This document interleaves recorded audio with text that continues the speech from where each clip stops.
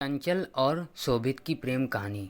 चंचल और शोभित ने प्यार करने से पहले कभी कुछ नहीं सोचा था, लेकिन एक बार प्यार हो जाने के बाद दोनों बहते पानी की तरह आगे निकलते गए। शोभित ने जल्दी ही शादी करने के इरादे से एमबीए के ऐसे इंस्टीट्यूट में एडमिशन ले लिया जो नौकरी दिलाने का वादा करता हो। शोभित हड़बड़ी में इसलिए भी था क्योंकि चंचल के घरवाले लड़का तलाश रहे थे। किस्मत और मेहनत रंग ला रही थी। बड़े एमबीए कॉलेज में दाखिला मिलते ही दोनों के मुरझाते मन में पानी की छींटें पड़ गई थी। दोनों को लगने लगा था कि सब कुछ एकदम ठीक हो जाएगा, लेकिन हिंदी फिल्मों की तरह तर्ज पर नाटकीय मोड़ आना ही था।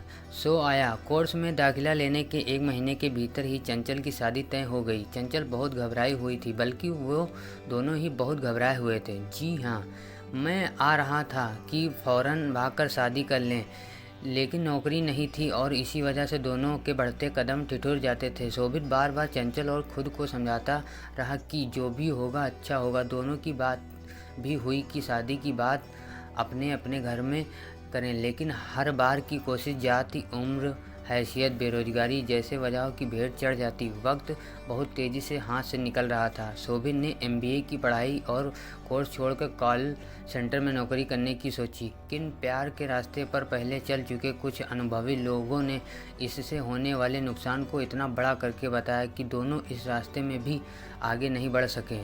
दोनों ने प्यार तो कर लिया था, लेकिन उसके आगे की बातें नहीं सोची थी। पहली वजह थी कि प्यार के सफ़र पर निकल जाने के बाद शादी की आ रही थी, तो कभी चंचल को अपने भाई बहन की शादी का डर सता रहा था, तो कभी शोभित को परिवार की इज्जत और भविष्य की चिंताओं का काला खौफ। चंचल की शादी का दिन आते आते हर बड़े से छोटे मंदिर तक नंगे पांव जाने और 101 रुपये का प्रसाद चढ़ाने का वादा भगवान से कर चुका था। पर महंगाई के इस दौर में 101 रुपये से होता क्या है, शायद भगवान को भी यह मंजूर नहीं। निराश होकर शोभित ने नस्तिकत और वास्तविकता की ओर कदम बढ़ा दिए। शादी तय होने से लेकर शादी के दिन तक लड़के का फ़ोन नंबर और पता फेसबुक से निकाल कर कुछ जुगाड़ भिड़ाने की कोशिश की, नाकाम रही थी। इसकी शादी वाला पूरा दिन शोभित ने मंदिर में ही बिताया। कुछ उम्मीदें शायद अभी थी, हालांकि सूरज ढलने के साथ उनमें भी तेज़ी से कमी आ रही थी। हिंदी फिल्मों को शोभित ने अपनी ज़िंदगी में कुछ ज़्यादा ही उतार रखा था, इसलिए शाम होते ही आखिरी सलाम करने पहुंच गया मैरिज हॉल। दुल्हन के तैयार होने वाले कमरे में किसी तरह पहुंचकर उसे बोल दिया कि मैं स्टेज पर आऊँगा, मुझे गले लगा लियो। मेरी थोड़ी पिटाई तो पड़ेगी, लेकिन सब ठीक हो जाएगा, शादी कैंसिल हो जाएगी। इतना कहकर शोभित तीर की तरह कमरे से बाहर निकल गया। शोभित का जोश दोबारा जगा चुका। अब यह शोभित का ब्रह्मास्त्र था। जयमाल होते ही वो स्टेज पर पहुंच जाता है। उसके मन में ब्रह्मास्त्र के चलने के बाद पिटने का डर तो था, पर साथ में सफलता की उम्मीद भी थी। स्टेज पर उसके करीब पहुंचा तो उम्मीद थी कि वह गले लगा लेगी। शोभित ने चुपके से इशारा भी किया, लेकिन उसके चेहरे पर कोई भाव नहीं था।